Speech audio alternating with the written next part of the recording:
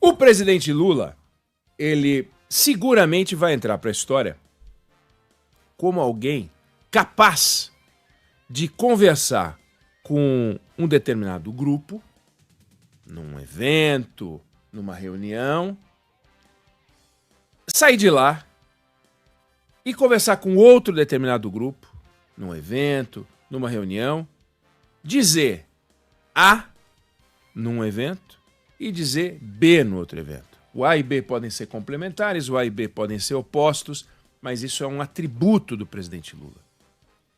Ele tem essa capacidade.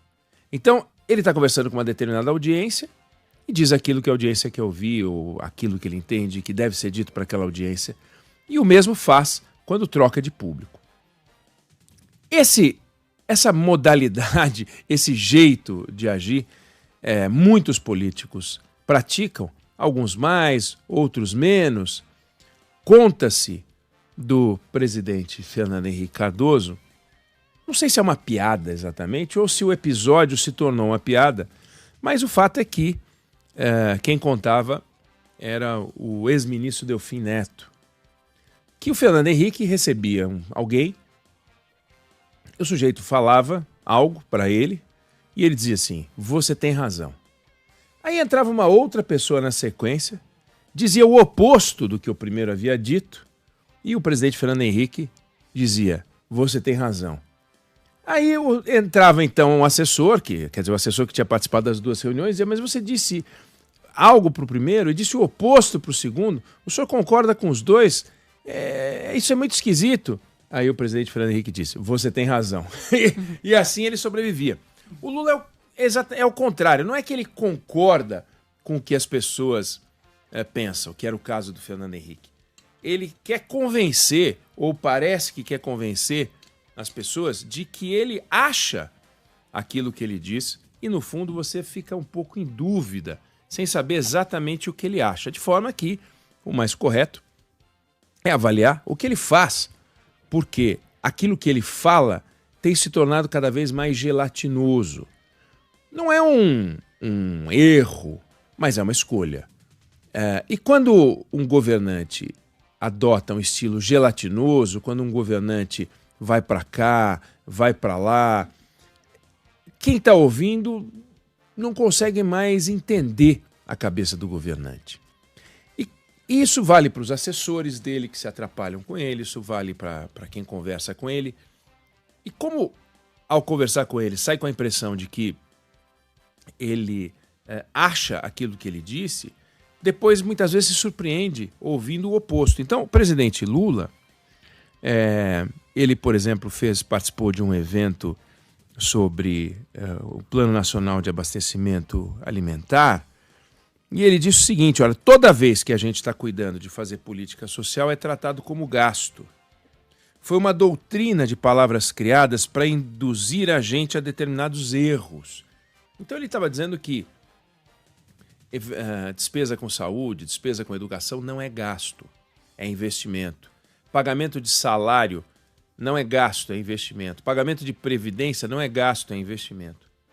Só que todos esses pagamentos são gastos. Isso não é uma discussão ideológica. Isso é uma classificação contábil.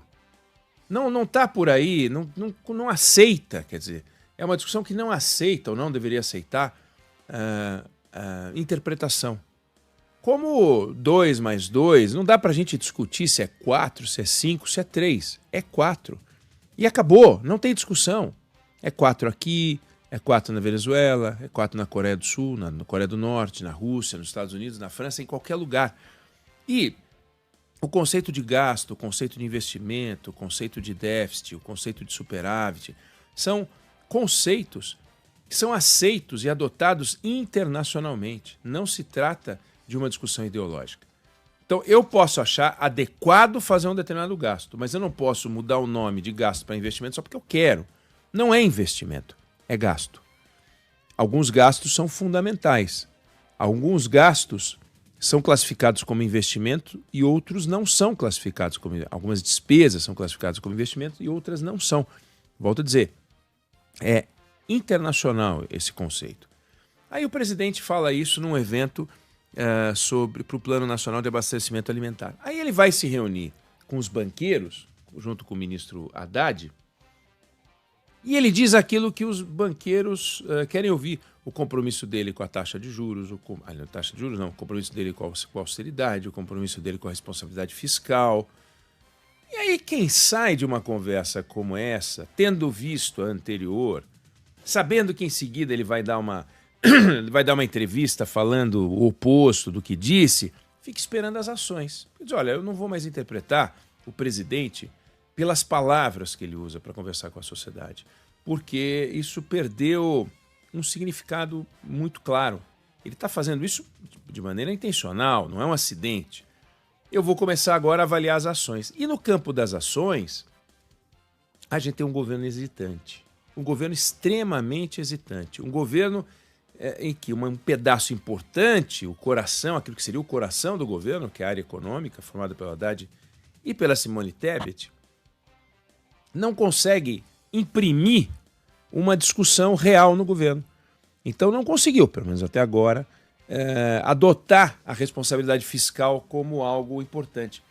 Fernando Haddad deu uma entrevista muito boa para a jornalista Mônica Bergamo, nossa colunista aqui da Band News FM. E quando perguntado sobre o compromisso do presidente com a responsabilidade fiscal, que ele só poderia dizer até agora nenhuma, ele falou, não, o presidente é aquele que no passado teve mais compromisso com a responsabilidade, fez superávit, tudo no passado, porque no momento, no gerúndio, no que estamos fazendo, o que estamos alcançando, não tem nada, não veio nada, não saiu nada. É um governo que toda hora apronta uma. Ontem a Juliana Rosa nos trouxe mais uma de um ajustezinho para poder não contabilizar certas despesas de estatais, mexendo na maneira de colocá-las no orçamento. Então é um governo do truque, é um governo que apronta, é um governo que se vale de alguns dados que são vitaminados, saudáveis, mas vitaminados por um número ruim, que é o endividamento público, mas que na aparência passam uma sensação de conforto, porque é o desemprego caindo, é o crescimento econômico que está aí. Agora, de onde vem o crescimento econômico? De onde vem o desemprego caindo? Parte do desemprego caindo tem a ver com as despesas dos planos sociais. Então a gente tem um pedaço da população recebendo um plano social e tem menos gente procurando emprego. Também tem aumento de massa salarial e em função disso um elemento importante tem sido os programas sociais. E o crescimento econômico, se a gente não olhar para o que está acontecendo com a dívida pública, ele vai se perder, porque a gente vai pagar a conta lá na frente. Fernando Haddad disse isso com todas as letras para Mônica Bergamo. Passou na entrevista que ele deu para ela a preocupação dele com o compromisso que o presidente, infelizmente, não está demonstrando. Então, eu não sei se você, ouvindo as palavras, já tinha pensado sobre isso, não sei se você acha isso que eu estou achando, mas a questão central é: o presidente Lula perdeu o direito de dizer para onde está indo o governo pelas palavras dele, porque ele diz aquilo que a audiência quer escutar. Ele agora, ao perder esse direito, ele se impôs, ou ele acaba sendo obrigado a demonstrar aquilo que ele fala. E um presidente ou um governo que perde o poder de guiar o país por compromissos falados, assume um risco maior, porque é aquilo, eu só vou acreditar no que eu vejo. Então vira uma sociedade de São Tomé. O mercado começa a ficar mais desconfiado, né? Os banqueiros ficam desconfiados, e aí, banqueiro, mercado desconfiado é um problema, porque as relações e os contratos e os empréstimos são todos feitos de acordo com projeções. Como é que a gente vai estar daqui 1 ano, daqui 2 anos, daqui 3 anos. E para quem olha para esses números, fica todo mundo preocupado, porque não adianta ficar só olhando a Selic, a próxima Selic, se vai cair, se vai subir. Tem que olhar para onde as coisas estão sendo projetadas. Eu não sei se você concorda ou discorda, mas essa é a opinião que eu tenho sobre o assunto.